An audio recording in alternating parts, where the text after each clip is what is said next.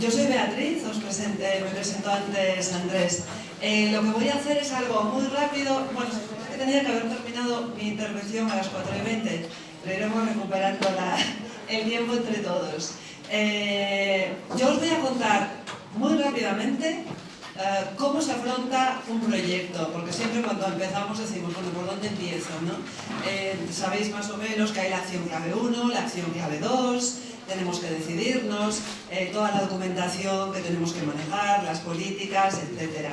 Entonces, vamos a ir viendo paso por paso qué es lo que habría que hacer, sobre todo para aquellos que jamás habéis abordado o habéis tenido esta iniciativa de hacer un proyecto. Para aquellos que seáis promotores, pues esta presentación, como todas las de la sesión, va a quedar para vuestra disposición. Bien, entonces lo que tenemos es un paso a paso para un proyecto de Erasmus+. ¿Qué es lo primero que tenemos que hacer? Primero tenemos que, en nuestra institución, analizar las necesidades y pensar en una idea. Es decir, tenemos que tener una necesidad, algo que queremos mejorar, y entonces tenemos que tener una perspectiva bastante clara de cuál es nuestra situación, cuál es el punto de partida, y también sobre todo con respecto a esta documentación de la que acaba de hablar Andrés, todas las políticas europeas relativas a la educación de personas adultas. Entonces, a partir de ahí, pensamos en una idea para mejorar nuestra institución. Nuestra idea tiene que ser relevante, tiene que ser realista, es decir, algo que se pueda ejecutar, tiene que ser un proyecto innovador o bien complementario, me lo he saltado, complementario de iniciativas anteriores.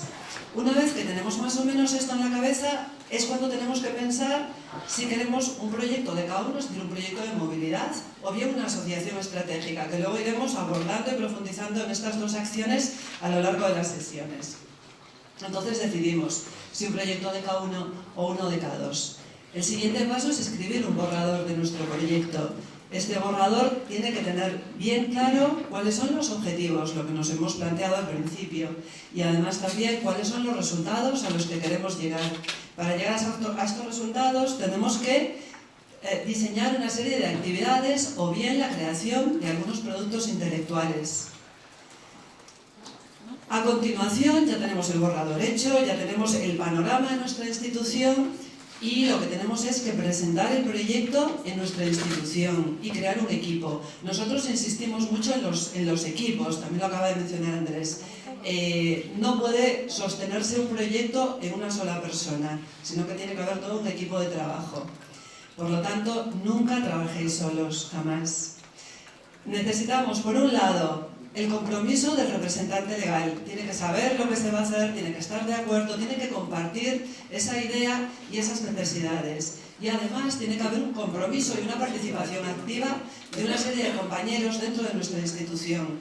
Lo ideal es implicar toda la institución, porque todos estos procesos tienen una finalidad que es internacionalizar las instituciones. Pero desde luego sí que tenemos que tener un equipo que forme parte del brazo ejecutor de este proyecto. Por lo tanto, tenemos que crear un equipo.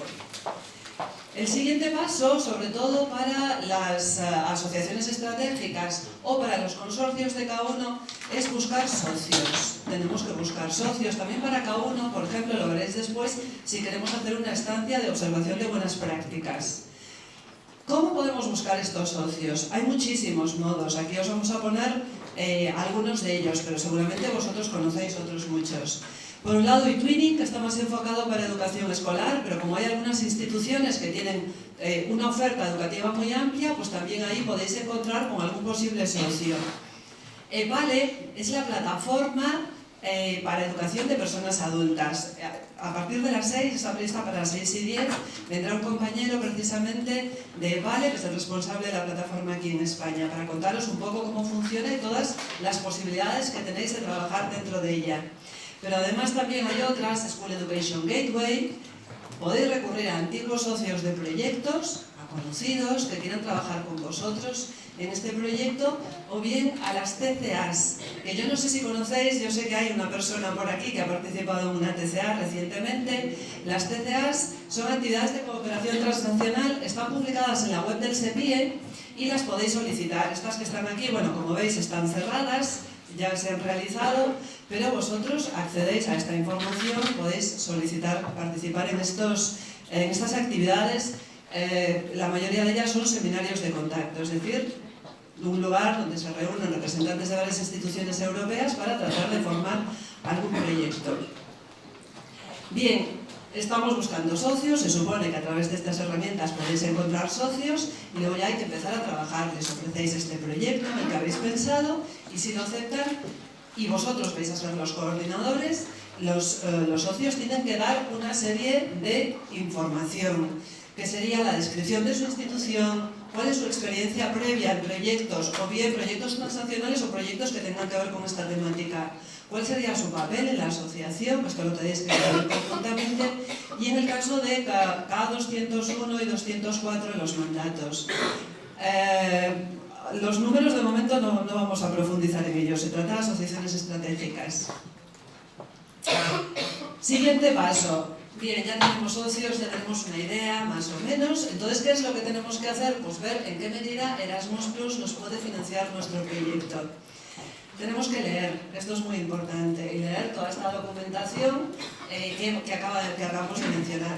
Pues la Estrategia 2020, repensar la educación, Monitor 2016, estos son estadísticas, son datos que os pueden servir si queréis ver pues, cómo está en el resto de Europa un determinado aspecto sobre el que vayáis a trabajar.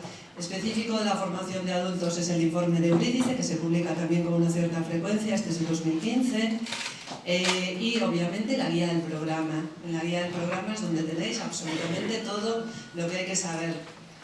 Es muy extensa porque aparecen todos los sectores y todas las acciones. Tenéis que leer pues, las partes comunes y ir específicamente a aquello que sea relevante para vuestra acción, si es de la acción clave 1 o la 2. Y también es muy interesante leer la guía para expertos. Sabéis que todos los proyectos que vosotros presentáis al CEPIE son evaluados por una serie de expertos externos que se encargan de evaluar y valorar nuestros proyectos. Ellos tienen una guía, esa guía es pública y también la podéis leer para saber exactamente qué es lo que, bueno, pues cuáles son los criterios de calidad. Y además hay una serie de guías de apoyo para vuestros proyectos. Por una parte tenemos una guía técnica, tenemos también una guía de solicitud que publicamos desde la unidad, una guía de solicitud específica para la acción clave 1, con el formulario comentado, que también se mencionó antes, y una guía específica también para la acción clave 2, también con el formulario comentado. De K2 de momento no está nada publicado. Y luego ya específicamente los formularios de la presente convocatoria. Bien, tenemos el formulario, luego también abordaremos los formularios y tenemos que empezar a escribir. Para escribir el proyecto, bueno, lo que voy a decir ahora son obviedades y seguramente todos vosotros ya lo sabéis, pero bueno, un poco para recordarlo. Además de todas esas guías técnicas, de nuestros documentos de apoyo, del formulario comentado, también hay que tener en cuenta cuestiones generales de cómo se redacta un proyecto, que simplemente recuerdo, tiene que ser un proyecto coherente, tiene que ser claro y tiene que ser adecuado. Es decir, cuando hablamos de cohesión, cuando nosotros nos marcamos unos objetivos, están encaminados a conseguir unos resultados a través de actividades y también un plan de impacto, cómo se va a medir ese impacto, cómo se va a hacer la difusión, todo esto tiene que estar cohesionado. Pero además también tenemos que pensar, por eso antes hablaba de la guía de los evaluadores, en la perspectiva del evaluador, porque muchas veces escribimos documentos en los que bueno, pues nos explayamos y somos expertos en algo, pero tenemos que pensar que las personas que lo van a evaluar pues a lo mejor no tienen ese nivel de profundidad y, por ejemplo, pues no podemos abusar de acrónimos o de tecnicismos. Si utilizamos algún tipo de acrónimo hay que desarrollarlo. Es decir, ponerse siempre en la perspectiva del evaluador. Y por último, tiene que ser adecuado, es decir, tiene que haber adecuación entre nuestro proyecto y, por un lado, nuestro contexto, y por otro lado, tiene que ser proporcional a nuestra institución. Por ejemplo, pues, si planteamos en un proyecto de K1 movilidades de 17 docentes en un claustro de 20 en un proyecto de un año, pues parece poco viable. Digamos que falta proporcionalidad, ¿vale? Bien, la guía de expertos, como os decía, nos puede ayudar también para esta perspectiva.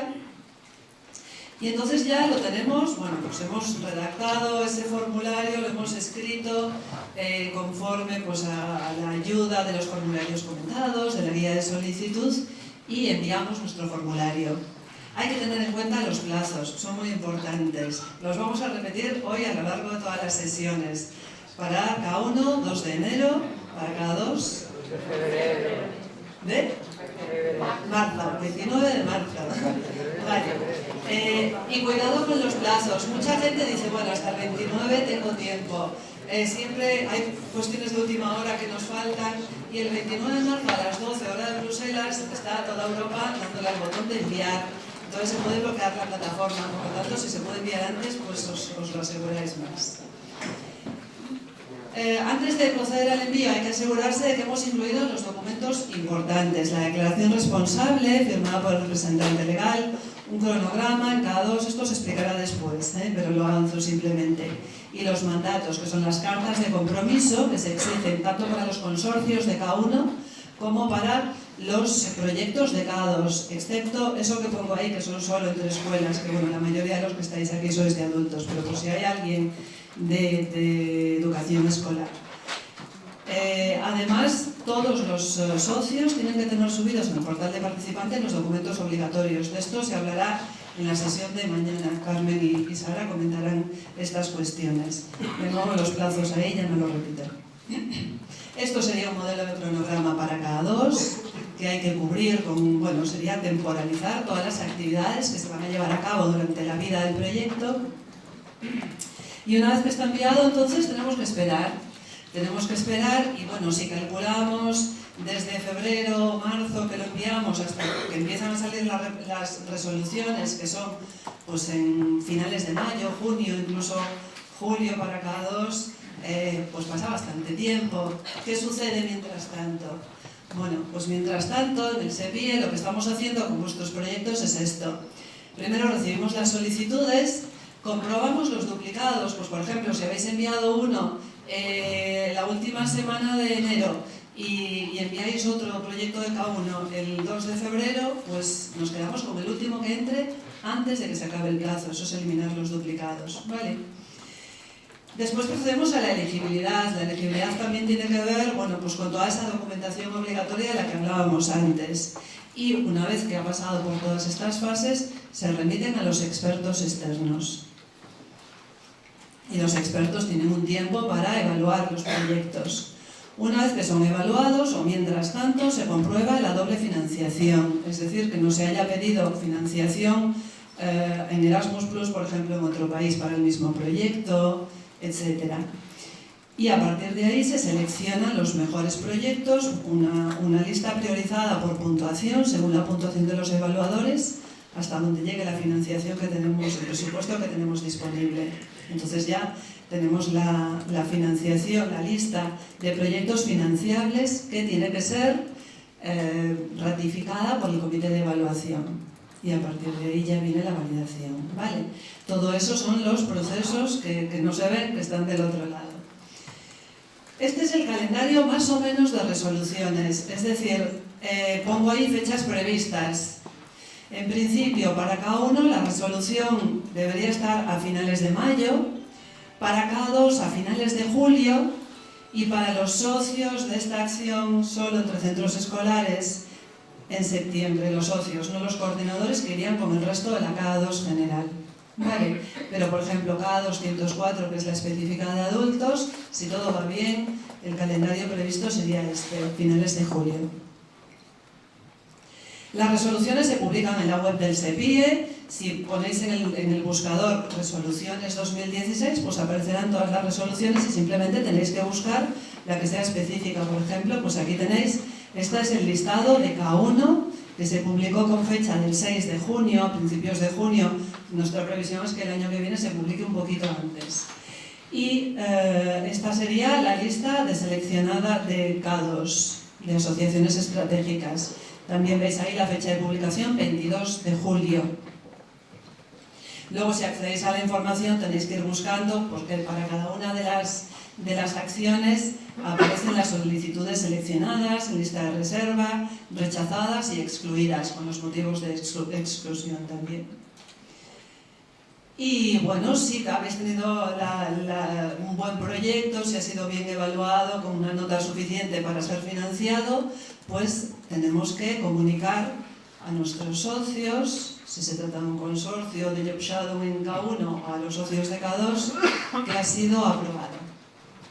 Y se firma el convenio de subvención.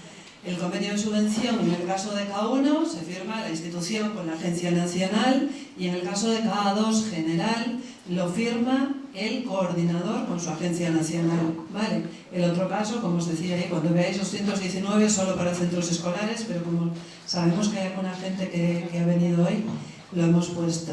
Para cada 219 sí que cada socio tiene que hacer un contrato con su agencia. Y ya por último, empezar a trabajar. Y nada más.